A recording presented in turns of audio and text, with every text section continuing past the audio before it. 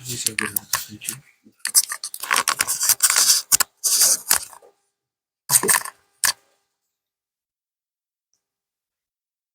Vamos fazer a leitura do texto que está em Tito, capítulo 1, versículos de 1 a 4, dá início à exposição desta carta pastoral do apóstolo Paulo. Tito, capítulo 1, versículos de 1 a 4. Os irmãos encontraram? A palavra do nosso bondoso Deus diz assim: Paulo, servo de Deus e apóstolo de Jesus Cristo, para promover a fé que é dos eleitos de Deus, e o pleno conhecimento da verdade segundo a piedade. Escrevo na esperança da vida eterna, que o Deus que não pode mentir prometeu antes dos tempos eternos, e no momento oportuno manifestou a sua palavra mediante a pregação que me foi confiada, por ordem de Deus, nosso Salvador. A Tito, verdadeiro filho, segundo a fé comum. Que a graça e a paz da parte de Deus Pai e de Cristo Jesus, nosso Salvador, estejam com você. Amém. Oremos. Senhor Deus Todo-Poderoso, obrigado pela tua palavra. Obrigado por esse dia, pelo teu santo dia, pelo privilégio de podermos abdicar dos nossos afazeres para te prestar esse culto. Pelo privilégio de poder estar diante do Rei dos Reis nessa manhã. Sendo pobres, em ti nos fazemos ricos. O Senhor nos faz ricos. Não tendo nada, contigo temos tudo. Estando cego, o Senhor nos faz ver. E nu, o Senhor nos veste. Pela tua graça, pelo teu amor. Por isso estamos aqui, ó Deus, diante de ti. Diante da expectativa da eternidade. Olhando para a glória que já nos está preparada, passando como peregrinos por essa terra. Por isso que nós te adoramos, porque sabemos que o fim não é aqui, que a eternidade nos aguarda, estaremos contigo para sempre. Por isso eu te peço, Deus, para que a nossa caminhada seja para a tua glória, para que os nossos passos sejam de louvor, para que nossos pés sejam benditos aqui, nesse caminho de peregrinação, que o Senhor prefigurou muitas vezes na tua escritura, com o teu povo saindo do êxodo, e agora conosco, andando para o alvo. Eu te peço que o Senhor nos ajude para que os nossos passos sejam santos. Para isso eu te peço a iluminação da tua palavra. Te peço que o Senhor me use e abra minha boca para falar o que convém, para pregar a verdade do teu evangelho, e para que a tua igreja ouça, entenda e pratique profunda riqueza da tua glória. É assim que eu te peço, e que a tua amada igreja pede também, em nome de Jesus. Amém. Amém. Meus queridos irmãos, nós estamos dando início a mais um texto bíblico, mais uma exposição, fazendo uma pequena pausa no Evangelho de João. Essa é a exposição da carta do apóstolo Paulo a Tito. Essa é uma carta pastoral, na qual o apóstolo tem por objetivo apresentar verdades do Evangelho para Tito, mas também para toda a igreja que ele estava confiado. A verdade é que o ministério pastoral ele não é um serviço comum. E o apóstolo Paulo ele bem sabia disso. O ministério pastoral não é um trabalho como secular. O ministério pastoral, na verdade, a vida cristã leva a isso, mais especificamente, aqueles que estão incumbidos de pregar a palavra, assim como Paulo, eles têm a carne e o coração marcados por algumas angústias, dores, pela própria fraqueza humana. O apóstolo Paulo é um exemplo disso. Ele carregava no seu corpo as marcas de Cristo, as torturas das algemas, das prisões que ele sofreu.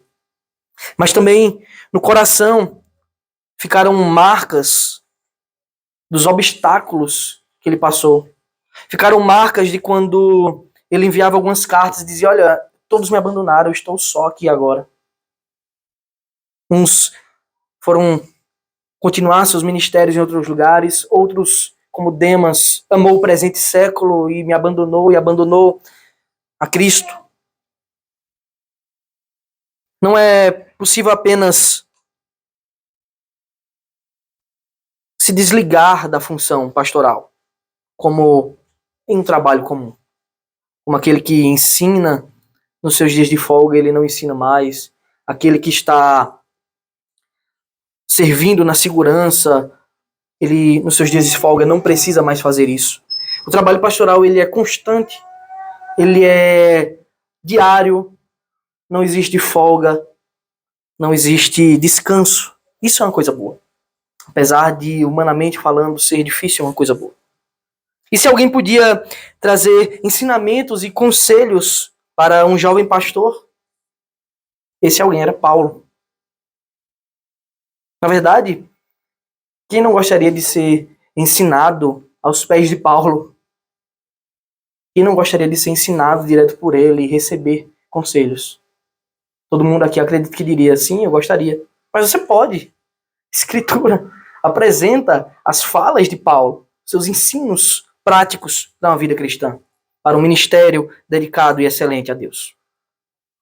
Paulo fez isso com Timóteo, ao escrever as suas cartas a Timóteo, e também com Tito. E apesar de dirigir a carta a Tito como uma pessoa, como um filho na fé, ele era o receptor pessoal da carta. Essa carta ela tinha que ser lida para toda a congregação. A forma como Paulo fala com Tito e traz ensinamentos para ele não era para ser lido no seu quarto e guardado no seu coração. Era para ser lido publicamente. Era para ser lido para a igreja. Para que a igreja também soubesse qual era a função de Tito e como eles deveriam proceder. O povo de Deus necessita saber qual a função dos seus líderes, dos seus pastores, mas também qual a sua função diante disso. Tito ele foi deixado por Paulo para pastorear as igrejas que ficavam em uma ilha chamada Creta. Ele foi deixado lá para isso. Observe o que está escrito no versículo 5 desse capítulo.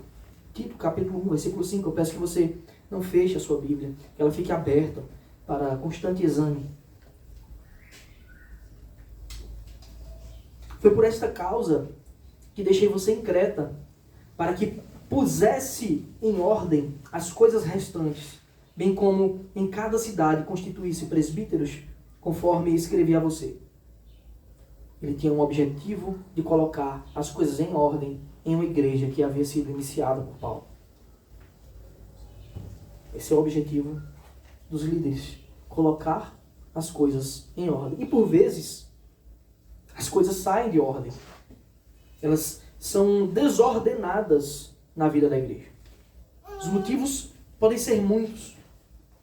Paulo ele vai falar um. Porque Tito havia recebido a função de corrigir falsos ensinos.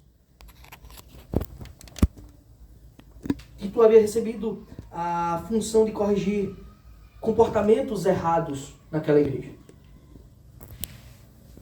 Eu peço que você analise comigo ainda o que está escrito no capítulo 1, nos versículos de 10 a 12, que dizem assim: porque existem muitos, especialmente os da circuncisão, que são insubordinados, falam coisas sem sentido e enganam os outros. É preciso fazer com que se calem, porque andam pervertendo casas inteiras, ensinando que não devem, com a intenção vergonhosa de ganhar dinheiro. E mais, foi um dos cretenses, um próprio profeta deles, que disse, obrigado, os cretenses são sempre mentirosos, feras terríveis, comilões, preguiçosos. Essa era a situação daquela igreja. Essa era a situação. Existiam alguns da circuncisão, ou seja, judeus, com suas práticas erradas, com seus comportamentos errados acerca da fé. E eles estavam introduzindo práticas erradas. Mas não era só o ensino errado que havia entrado naquela igreja, no qual Tito agora estava incumbido de corrigir. Não era só o ensino errado. Era também práticas e comportamentos errados daquele povo de cultura devassa, aquela cultura grega de prostituições e de ousadia, de esbanjar. O capítulo 2, o versículo 15, traz mais uma luz do que ele devia fazer.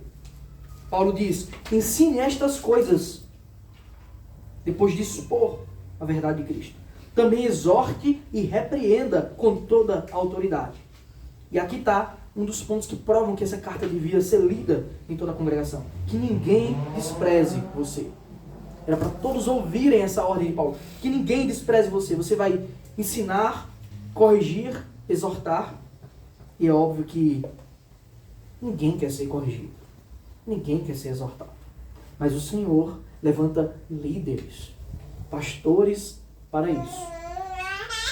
A igreja deve saber que o pastor, que aquele que lidera a igreja, tem esse papel de corrigir, de exortar, de animar na fé, mas também de admoestar, de apontar o erro e dizer: olha, você precisa melhorar isso.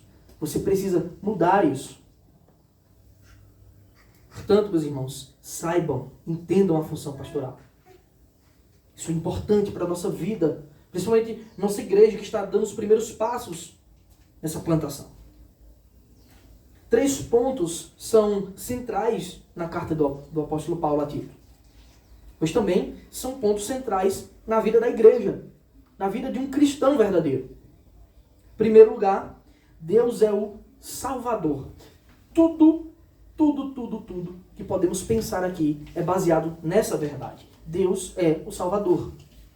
Toda a Escritura gira em torno disso. Toda a Escritura é para apresentar essa verdade, que existe um Deus que é Salvador de homens pecadores.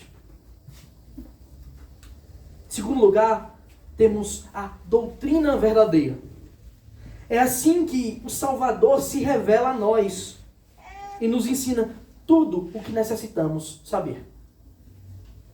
Tudo que diz respeito à verdade que Ele é o Deus Salvador está revelado na Escritura.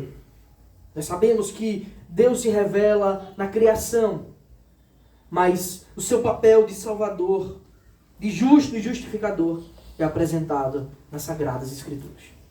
Terceiro, uma vida piedosa. As boas obras, elas são a consequência de um homem salvo por Deus, conduzido pela sã doutrina. Essas 3 verdades, essa tríade perfeita, resume a obra de Deus. Ele salva, ele se revela através da Escritura, e nós somos conduzidos para uma vida piedosa. Mas se a igreja não está com práticas piedosas, se um irmão está andando em caminhos estranhos, quem é que está incumbido de trazer de volta aquela ovelha para os trilhos, levar ela para o pasto verde para ser alimentada, para as águas tranquilas, livrá-las dos lobos devoradores? São os pastores da igreja. E por vezes, para ir buscar uma igreja ou irmãos que estão no meio de espinhos, o pastor se fere bastante também. Portanto, nós devemos entender o nosso papel e não desprezar aqueles que, com fidelidade, pautados na Escritura, nos corrigem, nos amam, nos direcionam, nos alimentam.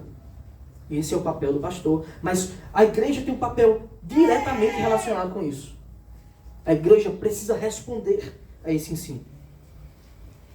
Portanto, se em nossa comunhão de vida, nossa comunhão, necessitarmos passar por pontos assim, estejamos firmes no propósito de seguir como Cristo ordenou em sua Escritura, de ouvir os bons ensinos da palavra de Deus e obedecer. Bem, agora no versículo 1 temos mais que uma saudação, mais do que uma apresentação. Alguns podem achar estranho, como assim? Dos versículos 1 a 4 tem só apresentação. eu digo aqui, tem muito, muito mais que uma apresentação. Eu convido você a analisar comigo o versículo 1 agora. Paulo, servo de Deus e apóstolo de Jesus Cristo, para promover a fé que é dos eleitos de Deus e o pleno conhecimento da verdade segundo a piedade. Então, quem escreve está muito claro. Paulo, ele é o autor da carta. Mas o mais interessante de tudo isso é como Paulo se apresenta para Tito. Aí, ao se apresentar para Tito, ele está automaticamente se apresentando à igreja, ou às igrejas em Creta, que aquela carta seria lida, bem como a nós também hoje aqui. Paulo se apresenta assim, servo de Deus. É interessante essa tradução servo, que ela é feita para chocar um pouco menos. Porque a palavra grega usada para servo, que é doulos, que é escravo. Eu sou escravo de Deus. Ou seja, ele é o Senhor. Mas a escravidão de Deus, ser servo de Deus, é uma dádiva. Não é como ser servo do pecado que te chicoteia todos os dias, que te prende, que te mata. Ele é o Senhor que nos liberta e nos dá vida. Ser servo de Deus é um privilégio. Mas Paulo apresenta, ele escreve com essas palavras para mostrar que mesmo sendo um apóstolo, ele está na posição daquele que serve. Ele está para servir a igreja.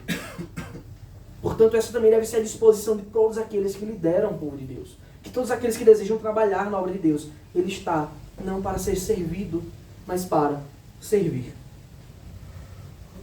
E mais, Paulo, servo de Deus, ele continua agora como... E a consequência disso é que ele foi chamado para um serviço especial. Que serviço é esse? Apóstolo de Jesus Cristo. Esse é o seu serviço. Foi para isso que ele foi chamado. A palavra apóstolo significa enviado. Ele foi enviado de Cristo para ser testemunha de Deus, para ser testemunha do Senhor, da sua salvação, da sua glória, do seu sacrifício para toda a igreja, para todo o povo de Deus. Paulo, ele foi chamado para ser um escravo de Deus e foi enviado para isso. E ele serviu o Senhor até o fim. Mas aqueles que se submetem à escravidão de Deus verão que ela, na verdade, expressa a plena liberdade da salvação. Nenhuma liberdade humana, nenhuma liberdade que o pecado possa enganar a sua mente, te dizendo que você é livre para alguma coisa, pode ser tão prazerosa, tão reconfortante, tão gloriosa como servir ao Senhor. Porque nisso o servo de Deus se torna completo. Porque você foi feito para isso. Você foi feito com essa utilidade de servir a Deus. O pecado roubou essa utilidade. Deus te devolve. Deus devolve para todo aquele que verdadeiramente crê em sua palavra. Então Paulo, ele se apresenta como um servo, mas também como um enviado de Cristo. Mas ele foi enviado com um objetivo. Ele tinha um chamado. Observe, Paulo, servo de Deus e apóstolo de Jesus Cristo. Para quê? Para promover a fé que é dos eleitos de Deus. Ele foi enviado para promover. Ou seja, para dar um destaque, para fazer uma promoção. O pessoal do marketing a entender. Para promover, para apresentar a todos a fé que é dos eleitos. Para apresentar a todos a salvação. Esse é o chamado de Paulo. Revelar a toda criatura que existe um Salvador. Esse também é o chamado de toda a igreja. De todo cristão. Mesmo que você não tenha sido chamado para largar o seu emprego, largar a sua vida aqui e ir mundo afora viajando, pregando o Evangelho, você também foi chamado para pregar aqui o Evangelho. Para promover a fé que é dos eleitos de Deus. Esse é um claro chamado. Paulo, ele se via como uma engrenagem de Deus para cumprir o seu propósito eterno. Isso é incrível, porque Paulo, ele diz que ele foi chamado para promover o Evangelho, a salvação, a fé para os eleitos de Deus. E vemos aqui claramente que a eleição, decreto de Deus, caminha junto com o serviço do homem. O homem foi colocado como um agente que serve para promover a eleição. Na verdade, até o serviço está dentro do decreto eterno e imutável de Deus. Deus ele não nos chama apenas, olha, eu escolhi fulano para a salvação. Não é só isso. Ele não só decreta o fim das coisas. Ele decreta também todos os meios pelos quais essas coisas ocorrem. Ele não só decretou que determinado irmão ouviria o evangelho e seria salvo, mas ele decretou quem pregaria o evangelho para ele. E como aquele que pregou também seria salvo. E assim por diante. De modo que Davi, ele exclama, pensa assim, que assombrosos são os pensamentos de Deus. Se a gente fosse tentar medir, seria impossível. A gente calcularia e nunca chegaria ao fim. Como é que Paulo, essa pequena engrenagem importante do reino de Deus, ele promove a fé dos eleitos? Como é que isso é feito? O versículo 1 também nos explica isso. Ele foi chamado como escravo, enviado de Deus para promover a fé dos eleitos e o pleno conhecimento da verdade. É por meio do pleno conhecimento da verdade. Pleno é completo. E a verdade, obviamente, é a palavra de Deus, que é pura, que é imutável, que procede do próprio Deus, que é verdadeiro. Portanto, existe uma relação direta entre o serviço daquele que é enviado por Deus, o seu propósito de promover a fé aos eleitos. Mas esse serviço não é de qualquer jeito. Não é você que escolhe o método e o que vai falar. Mas é a promoção da palavra de Deus. A palavra de Deus, ela toma um lugar de destaque em toda a obra da salvação. É a palavra de Deus que penetra nos nossos corações, que divide alma e espírito, juntas e medulas.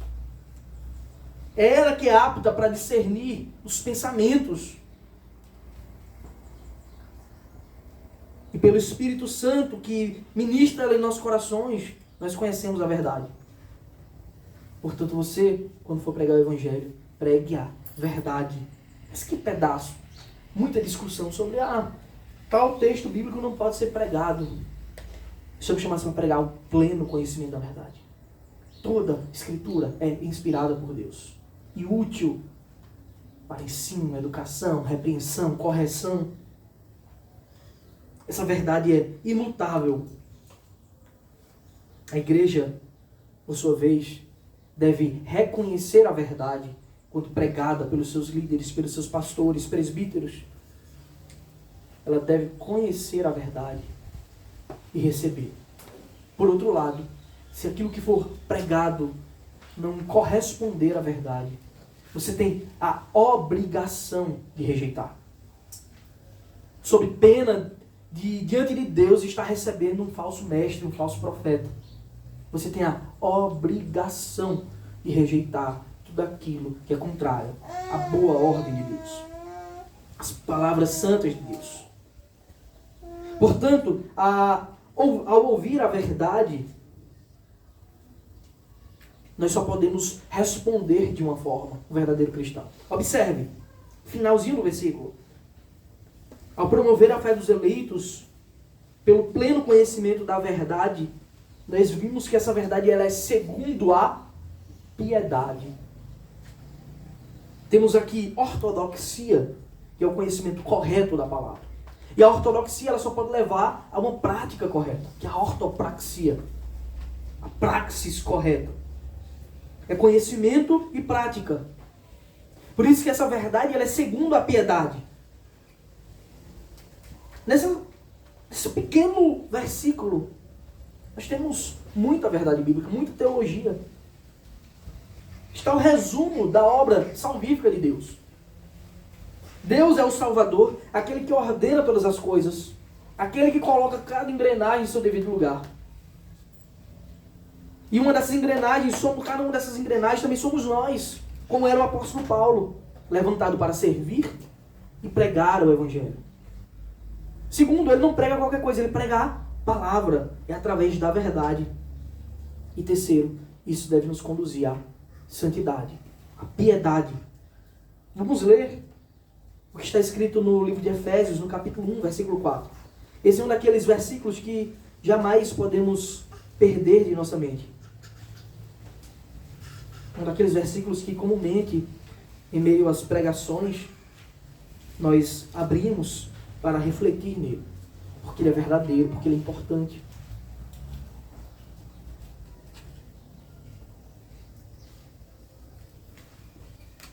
Efésios 1,4 diz assim: antes da fundação do mundo, Deus nos escolheu nele, eleição, para sermos o quê? Santos e irrepreensíveis diante dele, em amor. A sua escolha tem significado. A sua escolha tem significado prático e eterno. Portanto, aquele que Deus chama, e ele chama por meio da palavra, por meio do serviço, da pregação da verdade, ele chama também com um objetivo, para que nós sejamos santos. Veja que isso tem tudo a ver com o ministério pastoral. Porque o pastor está para pregar a verdade e para corrigir as falhas. E, obviamente, para ser corrigido também através da verdade, quando falhar. Portanto, nós devemos ter essa verdade clara em nossas mentes. Se o evangelho que você diz amar e ter ouvido não transformou a sua vida, você não ouviu direito esse evangelho. Você não compreendeu. Você, como o irmão Otto falou, você não teve um profundo senso do seu pecado ainda. Você não enxergou o quão pecador você é e o quão necessitado da graça de Deus e de uma mudança repentina e brusca você necessita. Porque aquele que é chamado para o evangelho, ele tem que mudar. Ele tem que mudar. E agora temos o serviço do apóstolo Paulo, sendo claramente expresso aqui no versículo 2. Paulo escreve: escrevam na esperança da vida eterna, que o Deus que não pode mentir, prometeu antes dos tempos eternos. Olha, escrevo na esperança da vida eterna. Que esperança é essa? Alguns comentaristas vão dizer, essa é uma fé objetiva. Existem algumas pessoas que apresentam uma suposta fé, uma fé subjetiva. Eles dizem o seguinte: olha, você tem uma expectativa de alguma coisa, você diz, rapaz, eu tenho fé que Deus um dia vai me ajudar naquela área, eu tenho fé naquilo. Não é isso que Paulo está falando aqui. Ele diz assim, ó, eu escrevo na esperança.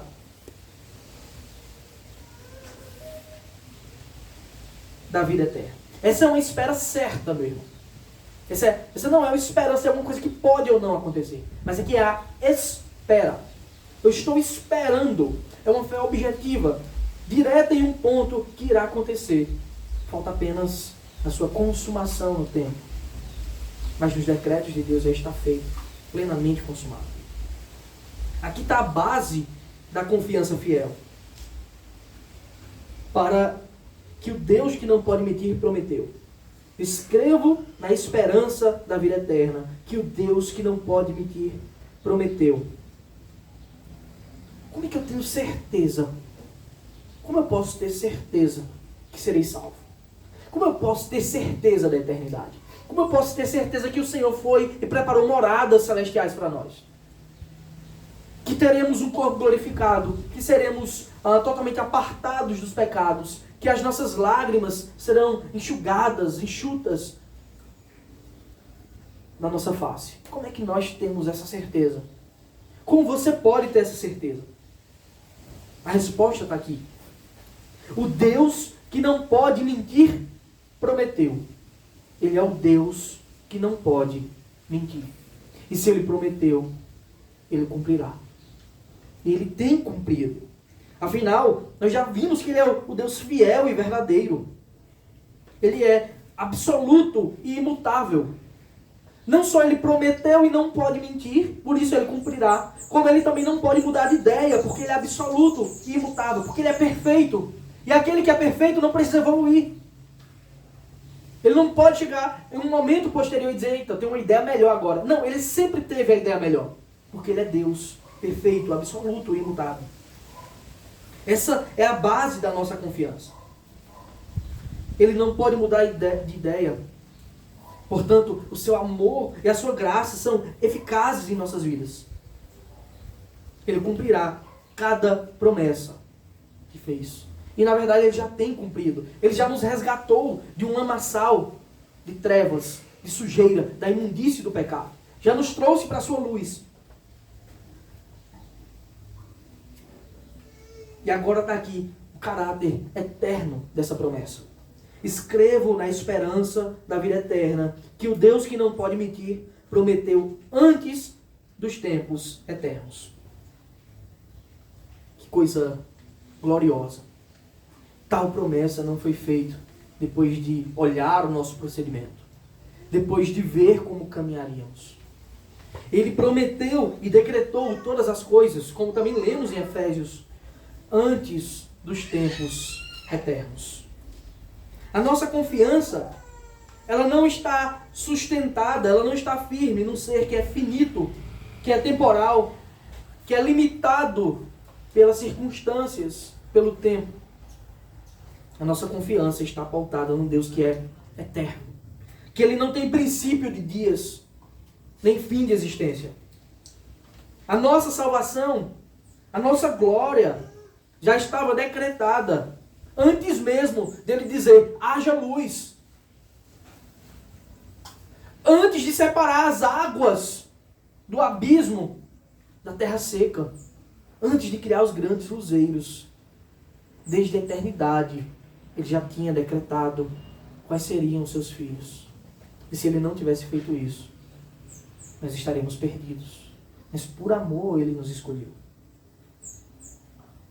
Mas ele está também te levantando e nos levantando para sermos propagadores desse ensino. Para pregar a verdade, que há uma salvação disponível e ela é gratuita. Basta crer. Mas a verdade é que aquele que crê, ele passa também a obedecer. E essa é uma das características máximas de um cristão. Quer saber se seu coração está com Cristo? Comece a refletir sobre a sua vida, sobre o que você tem ouvido semana após semana aqui. Pense, eu tenho obedecido a palavra de Deus? Eu tenho obedecido coisas básicas da convivência da nossa igreja? Se você não tem obedecido, você é um desobediente. Essa não é uma característica do cristão. Não estou falando aqui de perfeição, porque por vezes a gente escorrega. Mas obediência é a característica máxima do Filho de Deus. É por meio da obediência que os homens olham os frutos.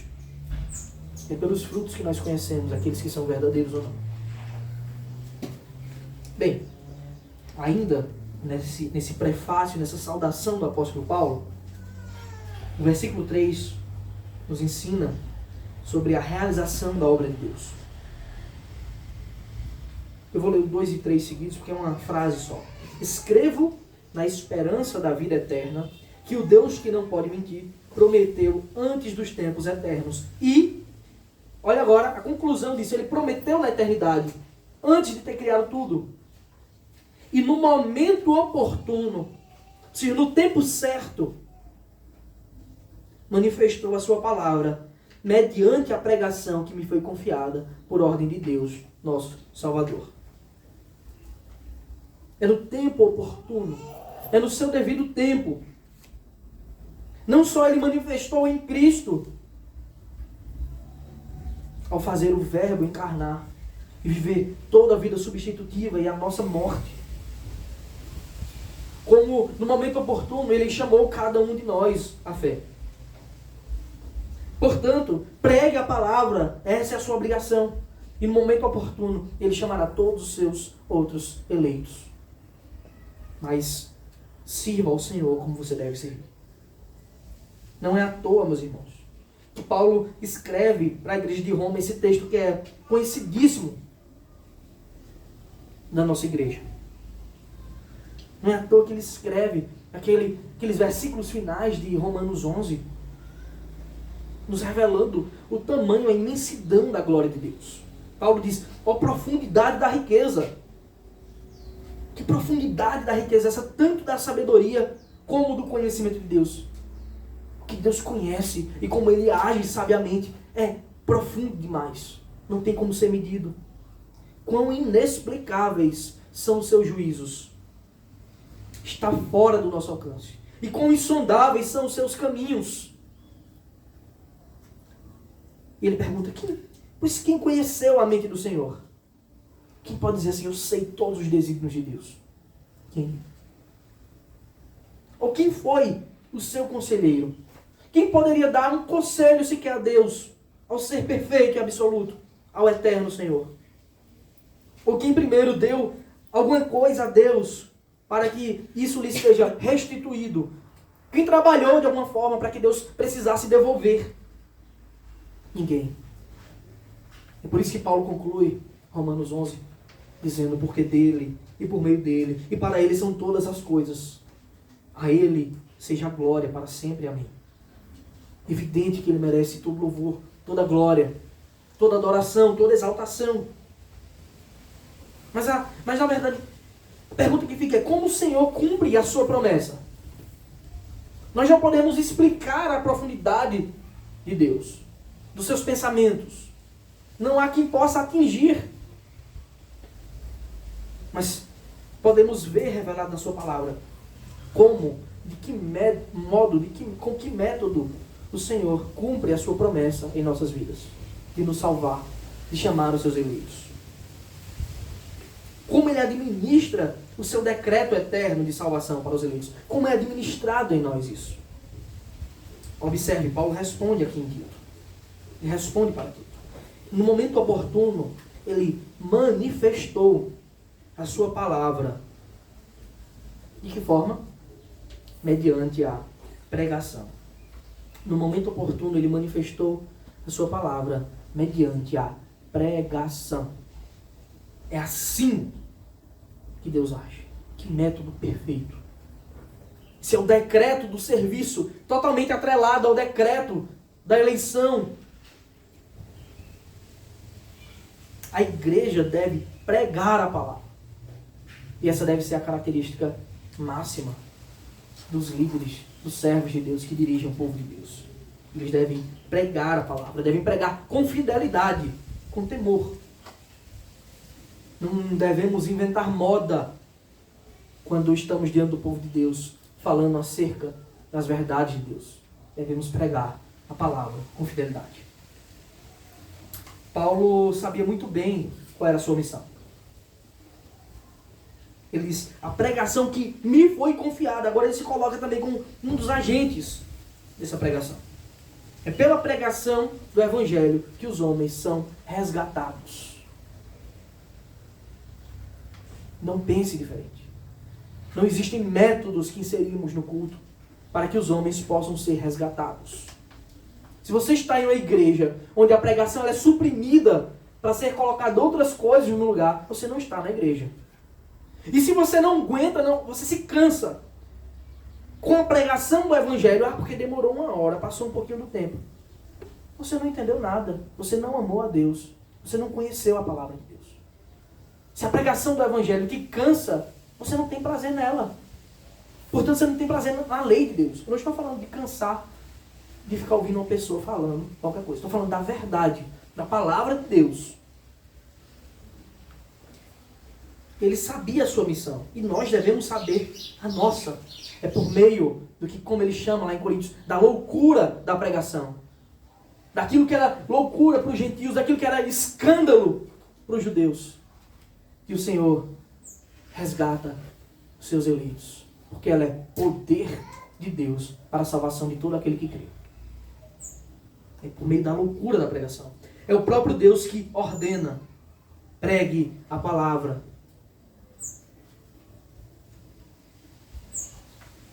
Observe.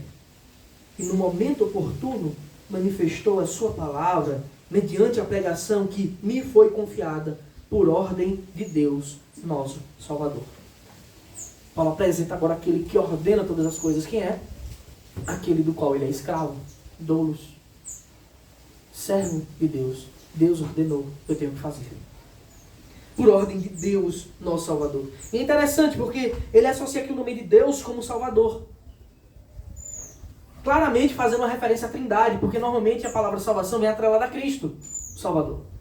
Quando ele cita Deus, o Salvador, ele está remetendo à Trindade, à obra completa da salvação. Porque o Pai envia, o Filho entrega a sua vida, o Pai envia o Filho e o Filho se entrega na cruz em nosso lugar. E quem nos comunica isso? O Espírito Santo. Como nos é comunicado? Por meio da pregação. Portanto, como ouvirão se não há quem pregue? Como essas pessoas vão se converter se a sua boca não for aberta para a glória de Deus, para pregar a verdade? Esse ensino pastoral, apesar de ser escrito a princípio a Tito, ele é universal, ele é para toda a igreja de Deus. Mas Paulo agora dedica tudo mais o que vai escrever a Tito. E fica claro que ele era o receptor inicial dessa carta. Vejamos o que está escrito no versículo 4.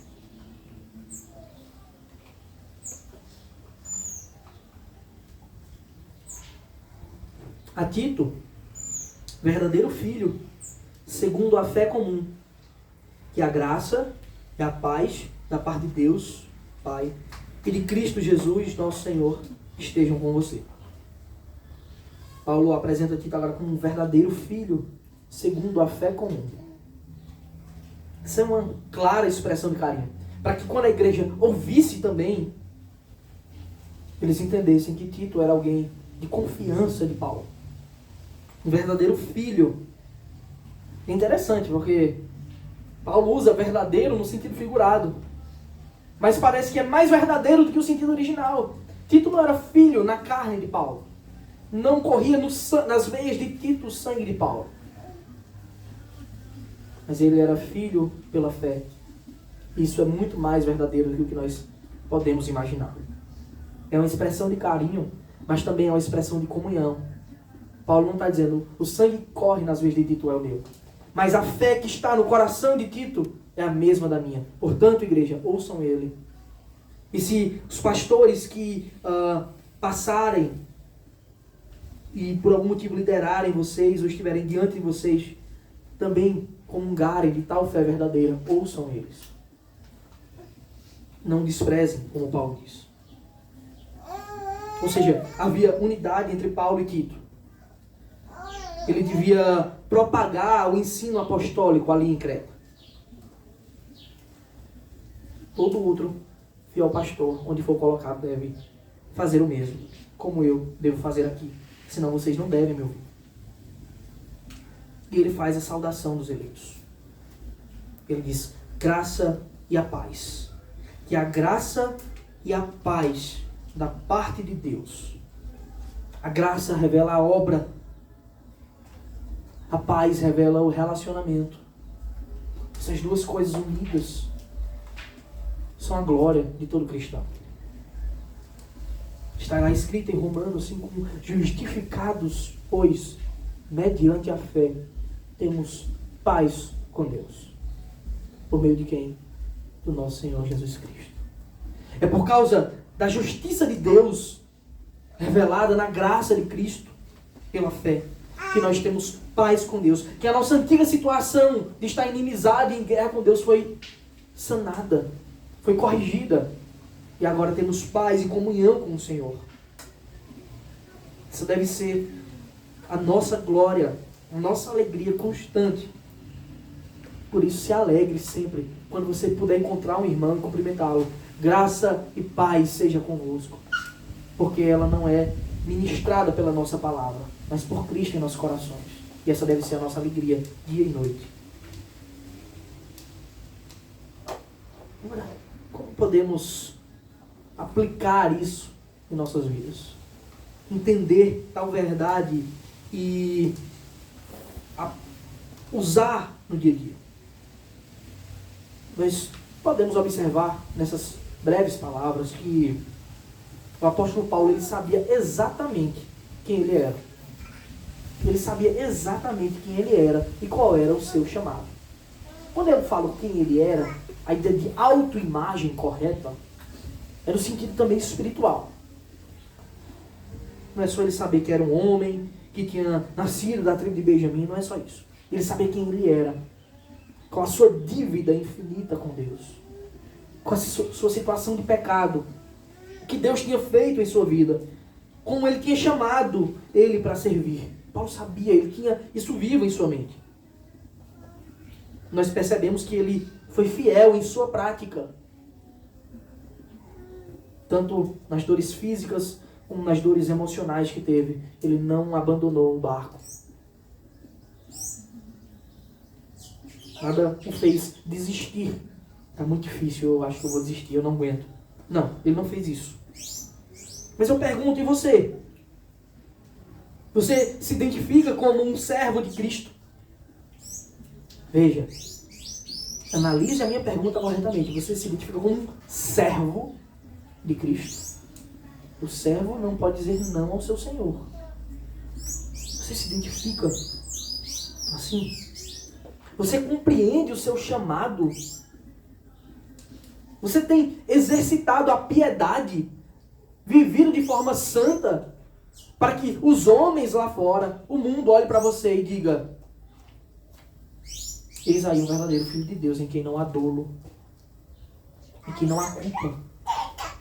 Os homens, quando olham para você, pensam nisso: essa é uma pessoa piedosa. Eu odeio o Evangelho, mas essa pessoa, eu não tenho o que falar dela.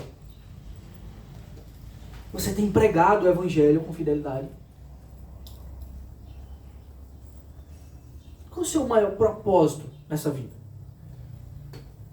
Cristo está nesse propósito de alguma forma?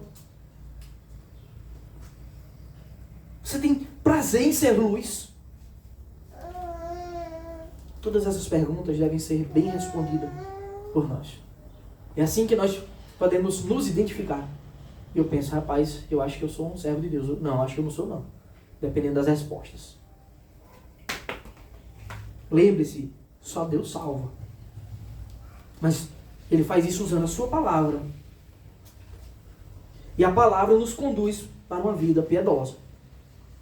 Observe, isso é um círculo fechado. Só Deus nos salva.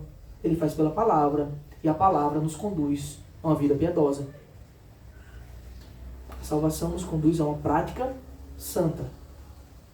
Do contrário disso, eu entendo que eu não entendi a palavra, nem que eu fui salvo. Certifique-se, meu irmão, de que a graça de Deus realmente te alcançou. Que seja um momento de reflexão, mas também de responsabilidade com a igreja, com a liderança, com você e com Deus principalmente. Certifique-se de que a graça de Deus te alcançou. E se você sentir o peso do pecado, saiba que em Cristo existe o alívio para todo jugo. Porque o seu jugo é suave e o seu fardo é leve. E Ele nos conduz à eternidade. Amém. Amém. Vamos louvar o Senhor e nos colocar de pé diante de Deus.